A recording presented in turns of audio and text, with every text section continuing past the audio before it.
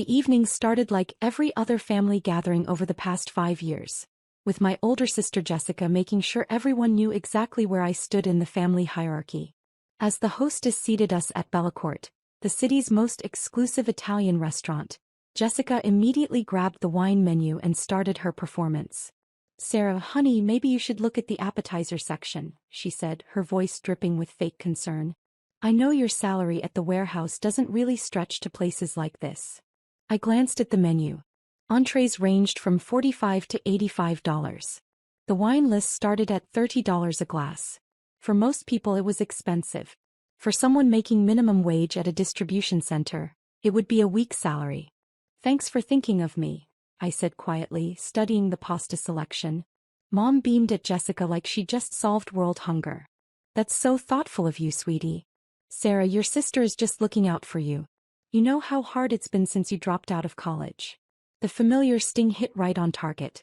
I'd left college 8 years ago when Dad had his first heart attack.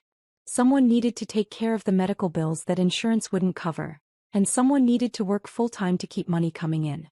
That someone had been me. Jessica was in her final year of law school then, and my younger brother Marcus was starting his sophomore year pre-med. Both were too important to interrupt their futures. But that's not how the family tells the story now.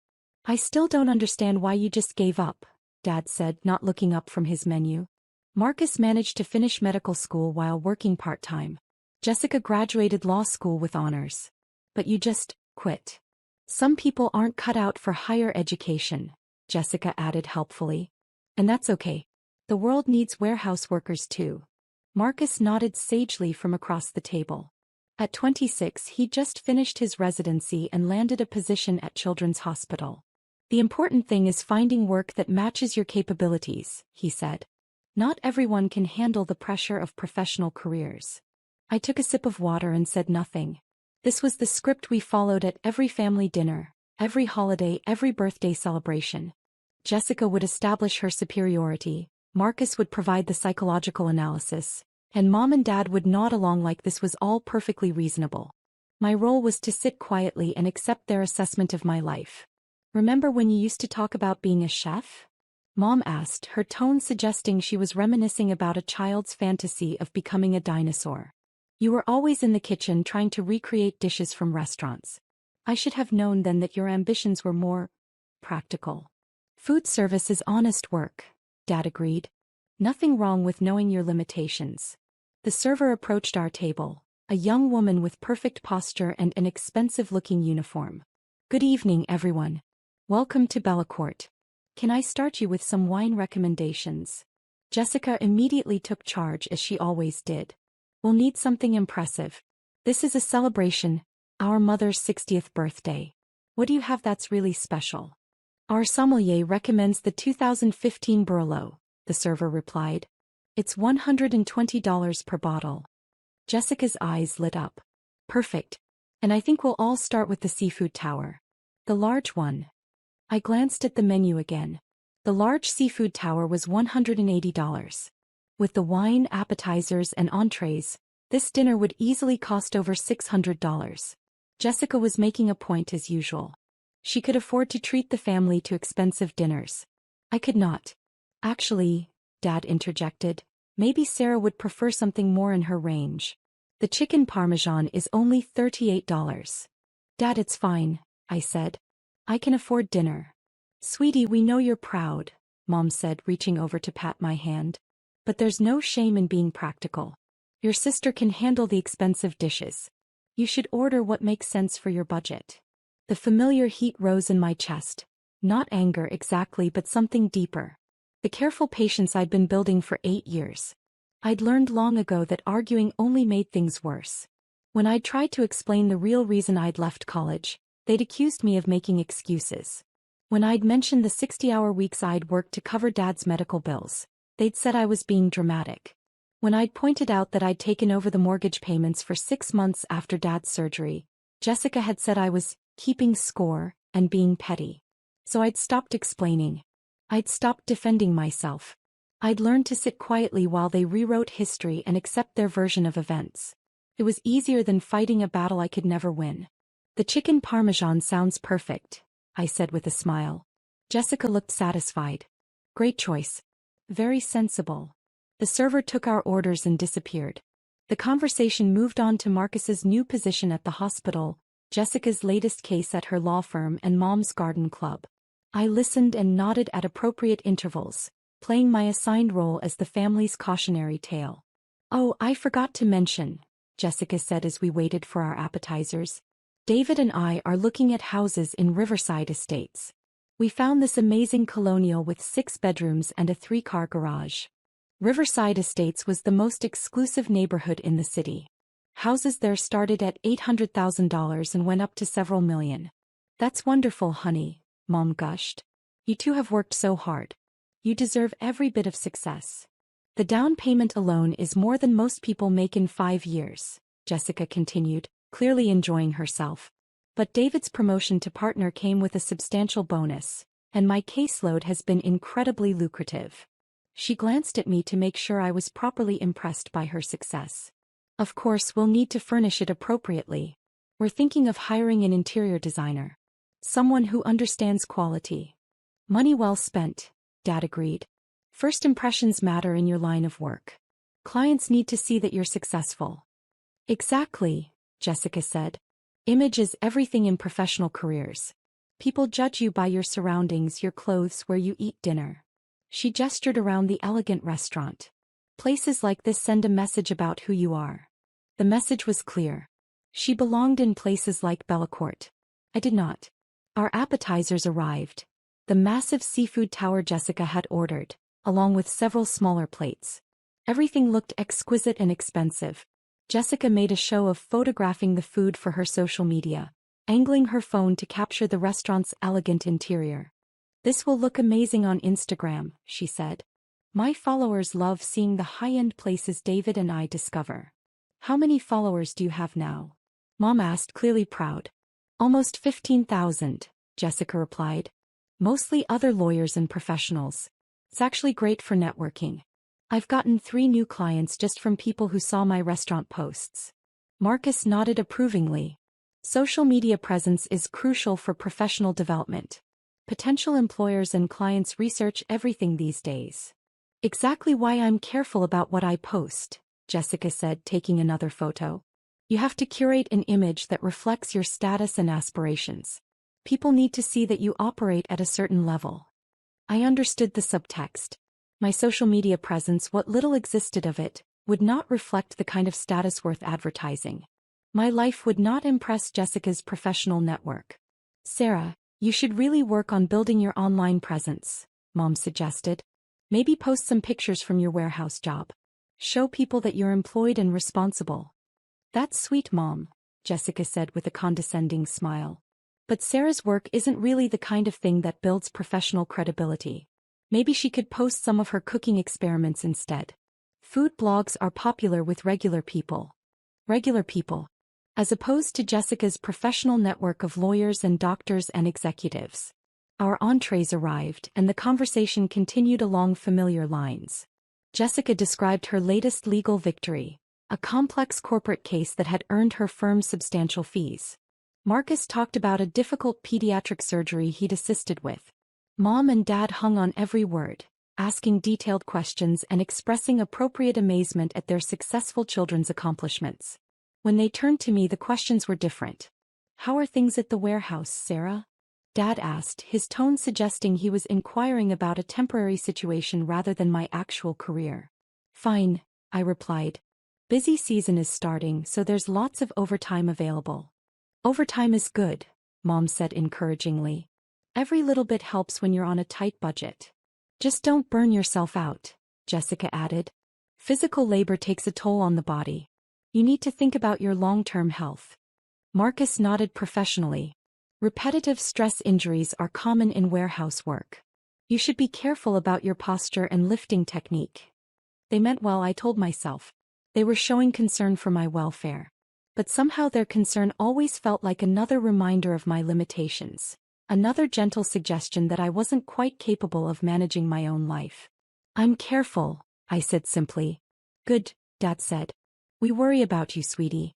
Working in that environment around all those different kinds of people." Different kinds of people. He meant people without college degrees, people who worked with their hands, people who weren't destined for professional success. People like me, apparently. The conversation was interrupted by a small commotion near the front of the restaurant. I could see several servers clustered around the hostess station, and there seemed to be some kind of discussion happening. One of the servers was pointing toward our table. "I wonder what that's about," Mom said, craning her neck to see. "Probably some problem with another table," Jessica said dismissively. "Places like this have to deal with all kinds of difficult customers. People who don't understand how fine dining works." As she spoke, a distinguished man in an expensive suit approached our table. He had silver hair, a warm smile, and the kind of confident bearing that suggested he was someone important. The server stepped aside respectfully as he passed. "Excuse me," he said politely. "I'm Robert Martinez, the general manager. I hope you're all enjoying your evening."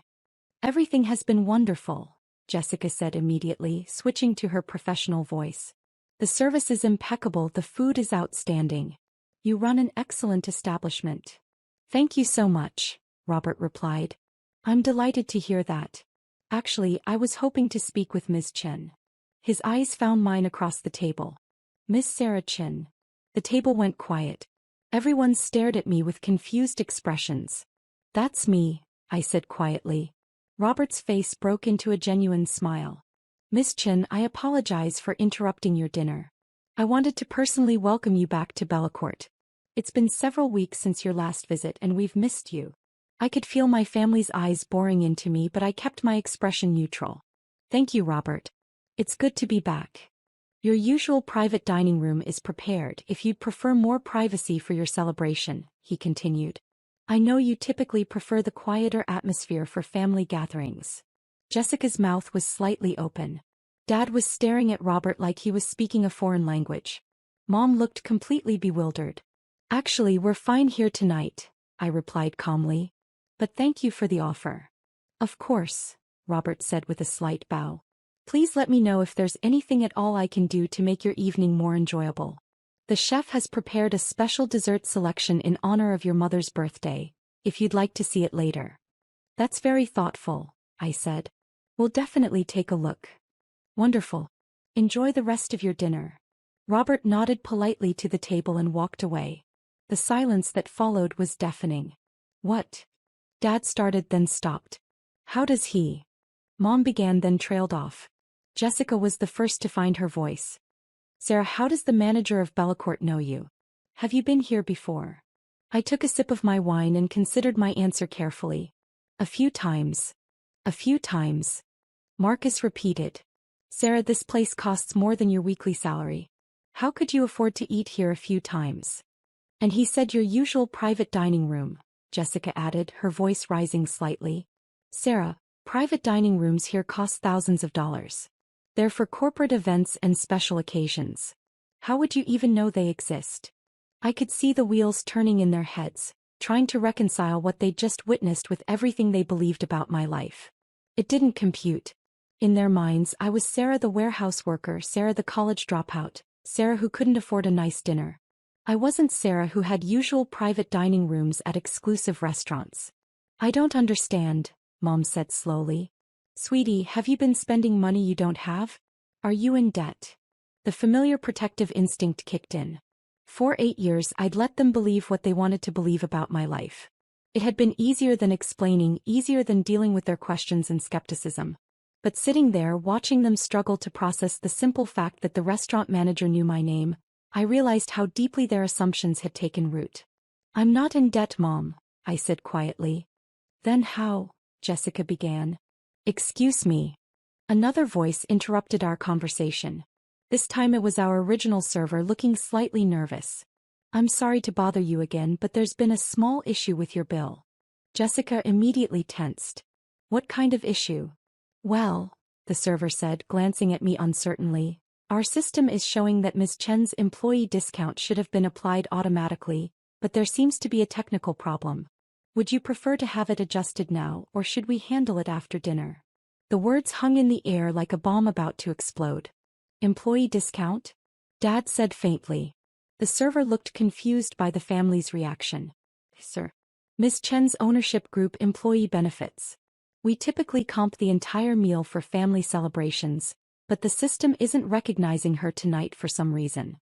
Jessica's face had gone completely white. Ownership group? I can handle it later, I told the server quickly.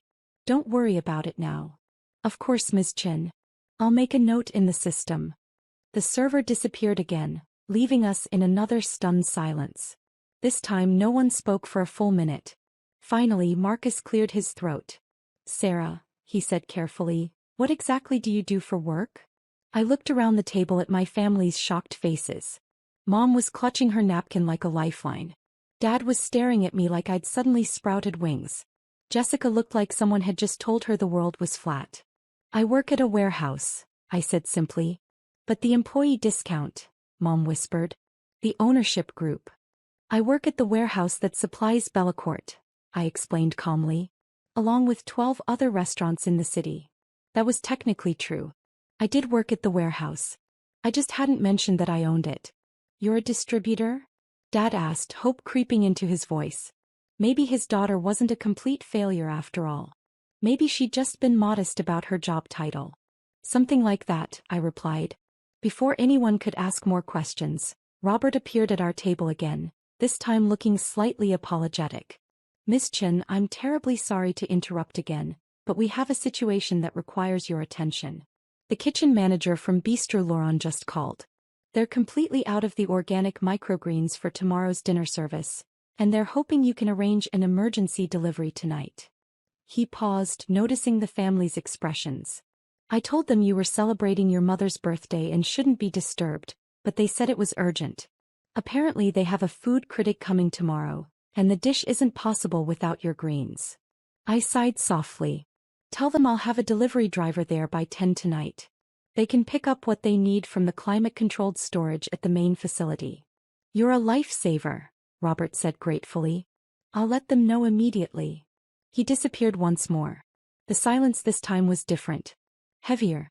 I could practically hear my family's minds working, trying to piece together a puzzle that didn't match the picture they'd been looking at for 8 years. Sarah, Jessica said slowly, what exactly is your job title? I met her eyes across the table. I'm the owner and operator of Chin Premium Foods. We're the exclusive supplier of organic produce and specialty ingredients to 43 restaurants in the metropolitan area. The words seemed to hit them like physical blows. Owner. Mom whispered. 43 restaurants? Dad said faintly. Marcus was staring at me like I'd just performed magic. Sarah, how is that possible? When did you start a company? How did you afford to start a company? The questions I'd been avoiding for 8 years were finally being asked. I took another sip of wine and decided it was time for the truth. I started the company 6 years ago, I said calmly. With the money I saved working warehouse jobs and the small business loan I qualified for based on my produce distribution experience. But you dropped out of college, Jessica said, her voice sounding strange and distant. I left college to work full-time when Dad had his heart attack, I corrected gently. Someone needed to cover the medical bills and keep money coming in. I took a job at a produce distribution center. We know that part, Dad said impatiently. But then what happened? I learned the business, I replied. I worked every position in that warehouse for 2 years. Loading trucks, managing inventory, handling customer accounts, coordinating with suppliers. I learned how restaurants operate, what they need when they need it. I paused, remembering those exhausting early days. I noticed that the high-end restaurants were struggling to find reliable sources for organic and specialty ingredients. The big distributors focused on volume, not quality. Small restaurants couldn't get consistent access to the products they needed. Mom was listening with her mouth slightly open. So you started your own company? I started small, I said. 1 restaurant, 1 delivery truck, 3 types of organic herbs that I grew myself in a rented greenhouse space. The restaurant loved the quality and reliability. They referred me to another restaurant. Then another. Jessica shook her head slowly. But Sarah, starting a business requires capital. Equipment. Facilities. How did you afford all that on a warehouse salary? I lived extremely simply for 4 years, I said. I rented a studio apartment for $300 a month. I drove a 15-year-old car. I ate rice and beans for dinner most nights. Every penny I didn't spend on absolute necessities went into the business. The truth was more complicated than that, but it was easier than explaining the careful calculations I'd made, the risks I'd taken, the 18-hour days I'd worked to build something from nothing. Every family gathering, you let us think you were struggling, Marcus said, his voice tinged with something that might have been accusation. I wasn't struggling, I replied. I was building something. There's a difference. But why didn't you tell us? Mom asked, tears forming in her eyes. Sweetie, we've been so worried about you. We thought you were barely getting by. I looked at her kind, confused face and felt the familiar ache in my chest. Because every time I tried to explain what I was doing, you told me I was making excuses. When I mentioned working 60-hour weeks, you said I was being dramatic. When I talked about my business plans, you said I was being unrealistic. The table was quiet again. I could see them thinking back, remembering conversations they'd forgotten or dismissed. You said you were going to start a catering business, Dad said slowly. 3 years ago at Christmas. You mentioned having some restaurant clients. 15 restaurant clients, I corrected. And it wasn't catering. It was specialty produce distribution. But when I tried to explain, Jessica said I was playing pretend entrepreneur. And Marcus said I should focus on realistic goals. Jessica's face flushed red. I didn't mean. So I stopped trying to explain, I continued calmly. It was easier to let you think what you wanted to think than to keep defending myself. Robert appeared at our table one more time, looking apologetic but urgent. Miss Chin, I'm so sorry, but I have one more request. The owner of that new steakhouse downtown is here tonight, and he's hoping to discuss becoming a client. Should I tell him you're unavailable, or would you be willing to speak with him briefly? I glanced around the table at my family's shell-shocked faces. Tell him I'll be happy to speak with him, but not tonight. Have him call my office on Monday morning. My assistant can schedule a proper meeting. Perfect, Robert said. Thank you for your patience. He started to walk away, then turned back. Oh, and Miss Chin? The chef wanted me to tell you that the new microgreen varieties you suggested have been absolutely perfect. The critics have specifically mentioned them in 3 different reviews this month. After he left, no one spoke for a long time. Finally, Jessica cleared her throat. Sarah, she said quietly, how big is your company? I considered how to answer that question. Last year we generated about $4.2 million in revenue. Marcus choked on his wine. Million. We supply 43 restaurants now, I said. Everything from small neighborhood bistros to places like this. Each client orders between $2,000 and $15,000 worth of product per week, depending on their size and menu requirements. Dad was doing mental math, his eyes widening as he worked through the numbers. Sarah, that means you're making. The company is profitable, I said simply. I pay myself a reasonable salary, and the rest goes back into expanding operations and improving quality. But where, how? Mom started then stopped. Sweetie, we had no idea. Why didn't you just tell us you were successful? I looked at her dear, bewildered face and felt a complex mix of love and frustration. Mom, I tried. For years I tried. But every time I mentioned my work, you changed the subject or offered advice on finding a real job. Eventually, I realized it was easier to just let you believe what you wanted to believe. We were trying to help, Jessica said defensively. We thought you were struggling. We thought you needed guidance. You thought I was a failure, I said quietly. And when the evidence didn't support that assumption, you ignored the evidence. The dessert course arrived, interrupting our conversation. The chef had indeed prepared something special. An elaborate chocolate sculpture with "Happy Birthday" written in gold leaf. It was beautiful and clearly expensive. This is lovely, Mom said weakly, staring at the dessert like it might explode. Compliments of the house, our server said with a smile. For Miss Chen's mother's birthday. After the server left, we sat in silence, picking at the elaborate dessert. The mood had shifted completely from the beginning of the evening. Jessica looked deflated. Marcus kept glancing at me like he was seeing a stranger. Mom and Dad seemed lost in thought. I don't understand, Dad said eventually. If you're successful, why do you still live in that small apartment? Why do you drive that old car? Because I'm comfortable there, I replied. And because building a business requires careful financial management. I invest my profits back into equipment and facilities and employee salaries. I pay myself enough to live comfortably, but I don't need to live extravagantly. But you could afford to, Jessica said. You could afford a nice house, a new car, expensive clothes. I could, I agreed. But I don't want those things right now. Maybe someday. For now, I'm focused on building something sustainable. Marcus shook his head slowly. All this time we thought you needed our help. We thought you were the one family member who wasn't successful. I never needed your help, I said gently. I needed your respect. I needed you to listen when I tried to tell you about my life instead of assuming you knew better. The drive home was quiet. Mom had insisted on taking a dozen photos of the dessert and the restaurant interior, suddenly proud to be associated with a place where her daughter was treated like royalty. Dad kept asking questions about the business. How many employees I had, what my profit margins were, whether I was planning to expand. Jessica was the quietest of all. As we stood outside the restaurant waiting for the valet to bring our cars, she finally spoke. Sarah, I owe you an apology, she said quietly. We all do. I've been condescending. I thought I was helping, but I was just being cruel. You weren't trying to be cruel, I replied. You genuinely believed I needed guidance. But I should have listened, she said. I should have paid attention to what you were actually saying instead of making assumptions. Marcus nodded. We all should have. Sarah, your business is incredible. What you've built is really impressive. Thank you, I said simply. Mom hugged me tightly as we said goodbye. I'm so proud of you, sweetie, she whispered. I always was, but now I understand what I was proud of. As I drove home in my reliable 15-year-old Honda, I reflected on the evening.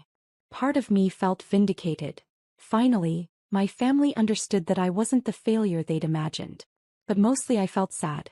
Sad that it had taken so long, sad that they'd missed so much of my actual life, sad that their assumptions had been so deeply rooted that it took a restaurant manager and a dessert with gold leaf to make them reconsider. But maybe it was a beginning. Maybe now we could have conversations about my actual life instead of the version they'd created in their minds. Maybe they'd start asking questions instead of making assumptions. Or maybe nothing would change and next week they'd go back to treating me like the family disappointment who just happened to own a successful business. Either way, I'd be fine. I'd been building my life quietly and successfully for years without their understanding or approval. Their recognition was nice, but it wasn't necessary. I had work to do in the morning. 3 new restaurant clients to visit, a shipment of exotic mushrooms to coordinate, and a greenhouse expansion to plan. My real life was waiting whether my family understood it or not. The Chin Premium Foods delivery truck would be making its rounds at dawn, bringing fresh, quality ingredients to restaurants across the city. Including, as always, the very best organic microgreens to Bellacourt, where the staff would greet my driver by name and ask about my mother's birthday celebration. Because some things didn't need to change even when everything else did.